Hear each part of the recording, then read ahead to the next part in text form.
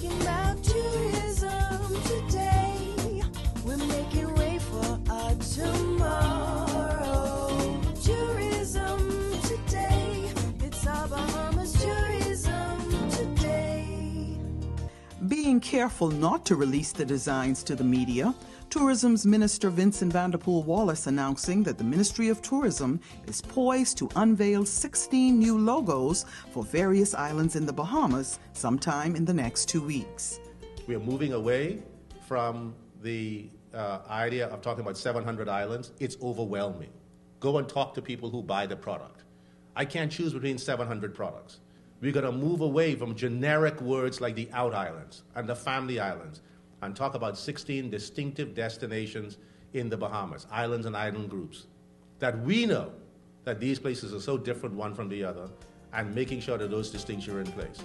While the actual logos will be revealed during an upcoming launch press conference, Minister Vanderpool Wallace did elaborate on one of the reasons the Ministry of Tourism has redefined the way in which it is promoting the Bahamas. That Procter & Gamble, a long, long time ago, decided that they're not going to sell Procter & Gamble soap. That what they're going to do is they're going to sell Camay, Oil of Olay, Dove, and Ivory, and all the rest of these. But most people know that soap, by and large, is sodium stearate. All they do is change the color, change the packaging, change the logo, and human beings believe that it's significantly different. So you go to the supermarket, and you have all of these soaps on the shelf from the same company, but people choose between them. If you had one soap, then they would choose that one and then choose between those from another company. That's what we've been doing with the Bahamas for a long period of time, is that people choose to come to the Bahamas and then go someplace else. Darling, we've been to the Bahamas, now let's go somewhere. No, you've been to Nassau. You have not been to the rest of the Bahamas. The tourism minister says that there are large numbers of people traveling to this country who wish to take a 3-week vacation but have no desire to spend the entire 21 days in one location. If you can make it very easy for them to have 3 different island experiences that they can book well in advance and make it very easy, or even better yet, we're all familiar with the U-Rail Pass idea.